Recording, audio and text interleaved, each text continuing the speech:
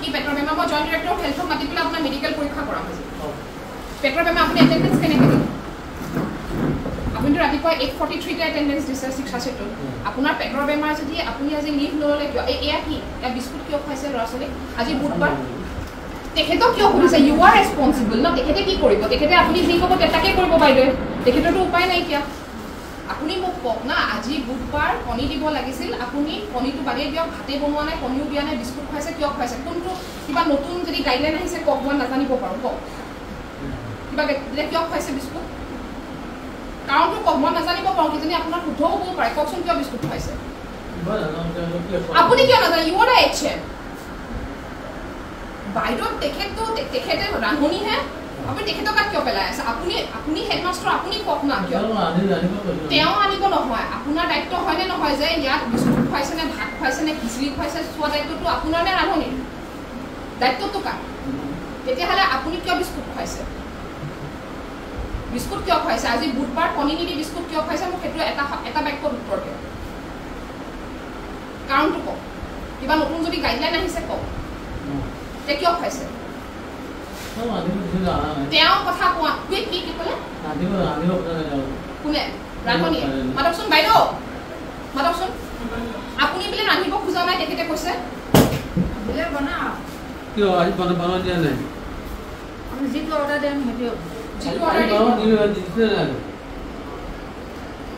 আপুনি তেখেতলৈ চাওক সেই মহিলাগৰাকীলৈ বস্তুটো নেপেলাওক যদি ভাত বনাবলৈ দিয়াৰ পিছতো ভাত বনোৱা নাই তেখেতক কিয় চেঞ্জ কৰা নাই তেখেতক কিয় চেঞ্জ নকৰিলে আপুনি আপোনাৰ যদি কথা ইমান নামানে তেখেতক চেঞ্জ কৰি দিব লাগিছিলে তেখেতে আপোনাৰ ওপৰত তেখেতে হেডমাষ্টাৰৰ ওপৰতো যদি তেখেতে ৰাজত্ব চলাব পাৰে তেতিয়া তেখেতটো বহুত বেছি পাৱাৰফুল তেখেতে বিস্কুট আনি খুৱাইছে আৰু আপুনি এইচ এম জন হৈ পেলাই একো কৰিব পৰা নাই আপুনি মনতা ধৰি বহি আছে আৰু আপুনি প্ৰেজেণ্ট নাই স্কুলত মই অহাৰ সময়ত আপুনি প্ৰেজেণ্ট নাই মোক নিজে আপুনি চবৰে প্ৰেজেন্সত কৈছে যে আপোনাৰ গা বেয়া তেতিয়া আপুনি এটেণ্ডেন্স কিয় দিলে আজি ৰাতিপুৱা 8:43 কিয় এটেণ্ডেন্স দিছে আৰু মই জানা অনুসৰি আজিতো আপুনি ইয়াত ভৰি থবলৈ অহা নাই স্কুলত আপুনি ইয়াত ভৰি থবলৈ অহা নাই স্কুলত আজি আপুনি ঘৰৰ পৰা এটেণ্ডেন্স দিছে দিছে কিয় নাপায় আপোনাৰতো 500 মিটাৰ দূৰ আপুনি আজিলৈকে স্কুলৰ ভিতৰত যে সোমোৱা নাই সেইটো সঁচা কথা হয়নে নহয় একদম সঁচা কথা আপুনি ভাবিছে নেকি মই নাজানো আপুনি ভাবিছে মই নাজানো মোক বুৰ্বক পাইছে আপুনি যে আজি স্কুলত সোমোৱাই নাই এই ভিতৰত যে ভৰিয়ে দিয়া নাই ভৰি নিদিয়াকেই যে আপুনি শিক্ষা ক্ষেত্ৰত আজি এটেণ্ডেন্স দিছে মই নাজানো বুলি ভাবিছে কাক ফাঁকি দিছে আৰু আপোনাৰতো ফাৰ্ষ্ট টাইম নহয় আপোনাৰতো যোৱা বছৰো আপুনি 2 মাহ MDM খুওৱা নাই হয়নে নহয় 2 মাহ নাই খুওৱা 2 মাহ তেখেতে MDM খোৱা নাই বুলি কৈছে দেখোন মিছা কথা কিয় কয় আপুনি 2 মাহ MDM খুওৱা নাছিলে যোনটো কমপ্লেইন কৰি পেলাই ডিচি ছাৰো পাইছিলেগৈ হয়নে আপোনাক চান্স দিয়া হৈছিল ফৰ ইম্প্ৰুভমেণ্ট বাট আপোনাৰ ইম্প্ৰুভমেণ্টটো এইটো মোকতো CRCCয়ে কৈছে যে আপোনাক সেইদিনা কৌশিকো আহিছিলে আহি পেলাই আপোনাক ৱাৰ্ণিং দি থৈ গৈছে যে আপুনি খানা পিনা ভালকৈ খুৱাব আপুনিতো কৰাই নাই কিয় একোৱে কৰা নাই আজি বিস্কুট দিছে কণী দিয়া দিনা বিস্কুট দিছে ক'ৰবাত গাইডলাইন আহিছে যদি মোক কওক মই নাজানিব পাৰোঁ কিবা গাইডলাইন আহিছে যদি মোক কওক কিয় নাই তুমি কোৱা নাই CRCC কিয় ৰেজিষ্টাৰ নাই ৰেজিষ্টাৰ MDMৰ টেষ্টিং ৰেজিষ্টাৰ কিয় নাই কিয় নাই কাৰণ কওক হেৰাই গ'ল কোনে চুৰ কৰিলে বাইদেউ কিগৰাকী চুৰ কৰিলে তোমালোকে চুৰ কৰিছা কোনে চুৰ কৰিছে তেখেতসকলক নুসুধিব আপুনি কওক না you are the HM you are answerable testing register চুৰ হৈ গ'ল CRCC তোমাক জনাইছে টেষ্টিং ৰেজিষ্টাৰ চুৰ হোৱাৰ কথা আপুনি কাক ফাঁকি দি আছো বুলি ভাবিছে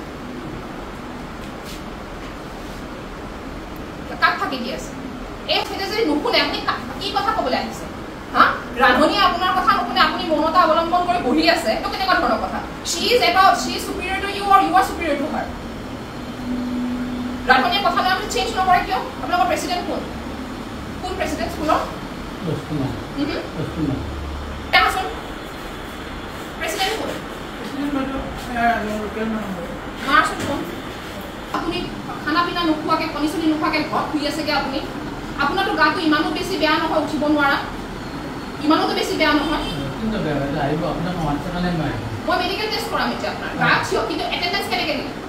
Attendance কেনেকৈ দিলে? Attendance দি পেলাই আপুনি আপলোড নিদিলে কিয় 600 that I am taking half day leave today? কিয় আপলোড নিদিলে? ইয়াত টেবুলত ৰাখি থৈ নগ'ল কিয় নহ'লে মিনিমাম? মানে আমি প্ৰশাসনৰ পিনৰ পৰা আমি এনেকৈ স্কুল ভিজিটছ কৰিয়ে আছোঁ মাজে মাজে। তো আজি এইখন স্কুললৈ আহিলোঁ, Morigaon Nagar M E, which is in the heart of Morigaon town itself। তো আহি পেলাই দেখিলোঁ ইয়াতে প্ৰথম যেতিয়া আহিছিলোঁ HM জন নাছিলে। মই 682ত এটেণ্ডেঞ্চটো চালোঁ, কিন্তু তেখেতে এটেণ্ডেঞ্চ 843তে দিছে, ৰাতিপুৱা 843তে দিছে। কিন্তু মই জানা অনুসৰি খোজখবৰ কৰি গম পালোঁ তেখেতে আজি প্ৰিমাইচেছত অহাই নাই।